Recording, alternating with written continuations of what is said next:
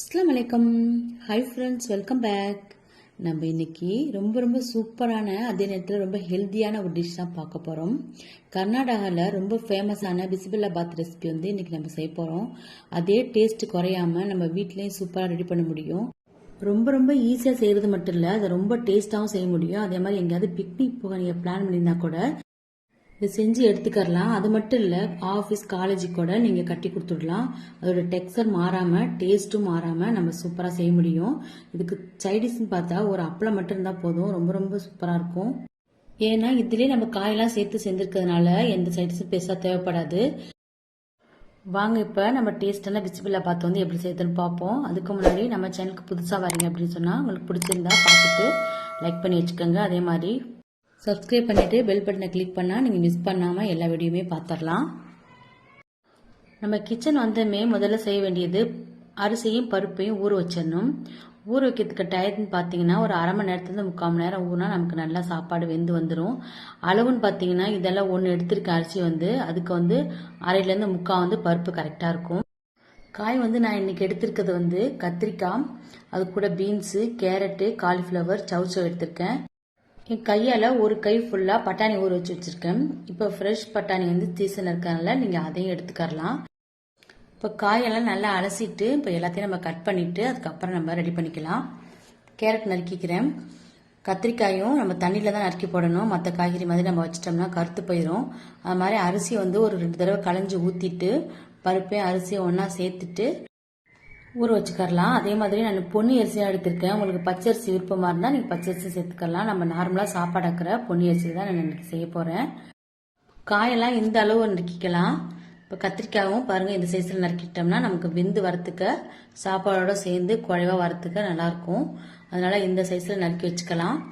இப்போ கத்திரிக்காய் மட்டும் நான் தண்ணியில் போட்டுட்டு மற்ற காய் எல்லாமே நம்ம அலசிட்டு நறுக்கிட்டா கரெக்டாக இருக்கும். இப்போ காலிஃப்ளவரும் இந்த சைஸ் நறுக்கிட்டா நமக்கு ஓரளவுக்கு சாப்பிட நல்லாயிருக்கும். சின்ன வெங்காயம் கண்டிப்பாக நீங்கள் எடுத்துக்கோங்க, அப்போ தான் டேஸ்ட் நல்லாயிருக்கும். சின்ன வெங்காயம் ரொம்ப பெருசாக இருந்தால் 2 நறுக்கி வச்சுக்கரலாம். அது கூட நம்ம பட்டாணி ஊற வச்சதையும் எடுத்து வச்சுட்டு நம்ம சமைக்க ரெடி பண்ணிட வேண்டியதுதான்.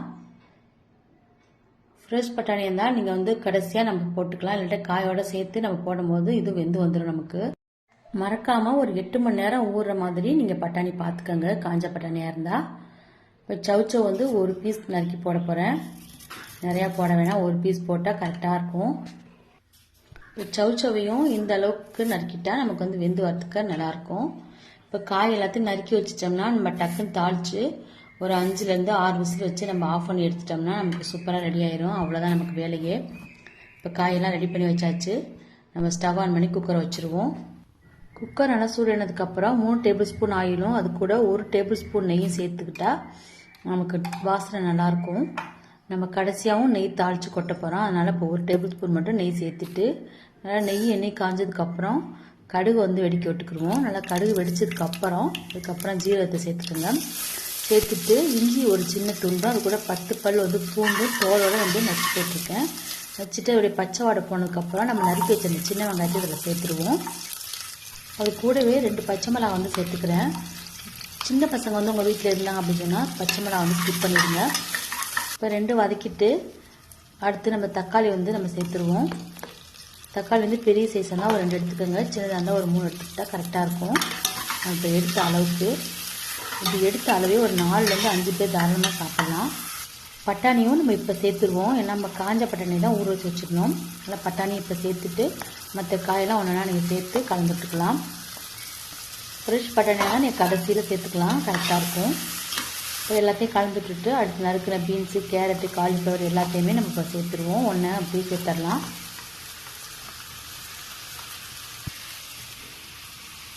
கத்திரிக்காயும் நம்ம தண்ணியிலேருந்து எடுத்து அதையும் சேர்த்துருவோம். காயெல்லாம் இந்த அளவுக்கு போட்டால் நம்ம கரெக்டாக இருக்கும். நம்ம சேர்த்த பருப்புக்கும் அரிசிக்கும் இது எல்லாத்தையும் ஃபுல்லாக கலந்துட்டு மஞ்சத்தூள் ஒரு 1/2 டீஸ்பூனும், மிளகாத்தூள் தனி மிளகாத்தூள் ஒரு 1/2 டேபிள் ஸ்பூனும், 1 டேபிள் ஸ்பூன் சாம்பார் தூளும் சேர்த்துட்டு தேவையான உப்பு சேர்த்துட்டு நல்லா கலந்துட்டுட்டு நம்ம ஊற வச்ச அந்த அரிசி பருப்பையும் இப்போ சேர்த்துட வேண்டியதான். நல்லா ஊறி வந்துருச்சு. அதனால் நமக்கு நல்லா குழைவாக வெந்து வரும். தண்ணி வந்து நான் கொதிக்க வச்சுருக்கேன். நீங்கள் உடனே சாப்பிட்றா இருந்தால் ஒரு 5 சேர்த்துக்கோங்க. இல்லை 1 மணி நேரம் 2 மணி நேரம் லேட்டாக சாப்பிட்ற மாதிரி இருந்தால் ஒரு 6 சேர்த்துக்கிட்டா கரெக்டாக இருக்கும். அது கூட சின்ன லெமன் சைஸ் புளியும் ஊற வச்சு அதோடைய தண்ணியும் சேர்த்துக்கிடுவோம். புளி வந்து ரொம்ப ஊற்ற தேவையில்ல, சும்மா கொஞ்சமாக தண்ணி வந்து புளி டேஸ்ட்டுக்காக ஊற்றினா போதும். அது கூட பெருங்காயத்தூள் வந்து கொஞ்சம் சேர்த்துட்டு ஃபுல்லாக எல்லாத்தையுமே கலந்துட்டு அதுக்கப்புறம் நம்ம அரிசி பருப்பையும் சேர்த்துக்கலாம். உப்பு வந்து செக் பண்ணி பார்த்தேன், உப்பு கொஞ்சம் பத்தாத மாதிரி இருக்குது, அதனால் கொஞ்சம் உப்பும் சேர்த்துக்கிறேன். இப்போ அரிசி பருப்பையும் சேர்த்து ஃபுல்லாக எல்லாத்தையும் ஒரு கலக்கிட்டு அதுக்கப்புறம் நம்ம மூடி போட்டு விசில் வச்சிட வேண்டியதுதான்.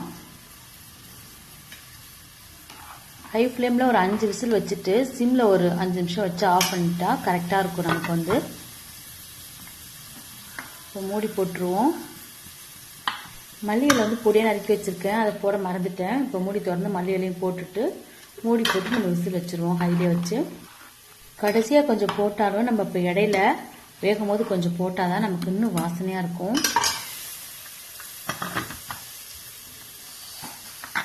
இப்போ மூடி போட்டுட்டு நம்ம எப்படி வந்து பார்ப்போம்.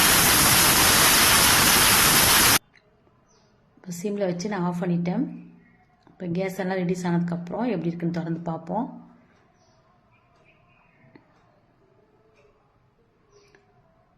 நல்லா குழைய தான் வெந்திருக்கு. நம்ம சேர்த்த தண்ணியும் கரெக்டாக இருக்குது, உங்களுக்கே தெரியும். நல்லா ஃபுல்லாக கலந்து விட்டிங்கன்னா இன்னும் சேர்ந்து நம்ம காயெல்லாம் பருப்பு அரிசியெல்லாம் சேர்ந்து நமக்கு சூப்பராக நம்ம சாப்பிட ரெடி ஆயிரும். பிசிபெல்லாபாத் வந்து செய்கிறது ரொம்ப கஷ்டம் அப்படிலாம் நினைக்க வேணாம். அவ்வளோதான், நமக்கு பிசிபெல்லாபாத் ரெடி பண்ணியாச்சு. இதோட நீங்கள் பிசிபெல்லாபாத் பொடி வந்து நீங்கள் வேணும்னு சொன்னால் நீங்கள் கடையில் வந்து வாங்கி போட்டுக்கலாம். நம்ம சேர்த்த சாம்பார் பொடியிலே வாசனை நல்லாயிருக்கும். அதில் எக்ஸ்ட்ரா கொப்பரை மட்டும் சேர்த்துருப்பாங்க, வேறு எதுவும் அதில் சேர்த்துருக்க மாட்டாங்க எக்ஸ்ட்ரா. அடுத்து நம்ம தாளித்து கொட்டிட வேண்டியதான். 2 டேபிள் ஸ்பூன்லேருந்து 3 டேபிள் ஸ்பூன் கூட நெய் ஊற்றிக்கலாம், நம்ம விருப்பம்தான். சேர்த்துட்டு நீங்கள் எவ்வளோ முந்திரி சேர்க்கணுமோ அவ்வளோ வந்து சேர்த்துக்கலாம், அது கணக்கெலாம் இல்லை, டேஸ்ட்டும் சூப்பராக இருக்கும். சேர்த்துட்டு முந்திரி வந்து நல்லா புரிஞ்சு வந்ததுக்கப்புறம் நம்ம எடுத்து சாப்பாட்டில் கொட்டி கலந்துட வேண்டியதான். இப்போ தாளிச்சதை கொட்டியாச்சு, ஃபுல்லாக கலந்து விட்டுட்டு நம்ம வந்து சர்வ் பண்ணிட வேண்டியதான். பிசிபெல்லாபாத் வந்து சூப்பராக ரெடி பண்ணியாச்சு. சும்மாவே வந்து பருப்பில் வந்து நெய் சேர்த்தோம்னா ரொம்ப வாசனையாக இருக்கும். இப்போ நம்ம வந்து நெய் ஊற்றி தாளிச்சிருக்கோம், அப்போ லாஸ்ட்டாக வந்து முந்திரி வந்து நெய்யோட வறுத்து போட்டிருக்கோம். இப்போ சூப்பராக நமக்கு சாப்பாடு ரெடி ஆகி வந்துருச்சு. ரொம்ப ரொம்ப டேஸ்ட்டாக இருக்கும். நீங்களும் ட்ரை பண்ணி பாருங்கள். நம்ம தண்ணி ஊற்றின அளவு கரெக்டாக இருக்குது. இந்த அளவு வந்து கரெக்டாக இருக்கும் நம்ம சாப்பிட்றதுக்கு. நீங்கள் சாப்பிட்றதுக்கு 1 ஹவர் 2 ஹவர் லேட் ஆனாலும் நீ ஹாட் பாக்ஸில் போட்டு வச்சிட்டிங்க அப்படின்னு சொன்னால் அதே கன்சிஸ்டன்சி மெயின்டைன் ஆகும். சூப்பரான பிசிபெல்லாபாத் நீங்களும் ரெடி பண்ணி இதே மாதிரி நீங்களும் என்ஜாய் பண்ணுங்கள். கல்யாண வீடுகளில் சாப்பிட்ற அதே டேஸ்ட்டில் பிசிபெல்லாபாத் வந்து ரெடி பண்ணியாச்சு. நீங்களும் செஞ்சு பார்த்துட்டு எப்படி இருந்துச்சுன்னு சொல்லுங்கள். இந்த டிஷ் பிடிச்சினா மற்றவங்க கூட ஷேர் பண்ணுங்கள், லைக் பண்ணுங்கள். தேங்க்யூ.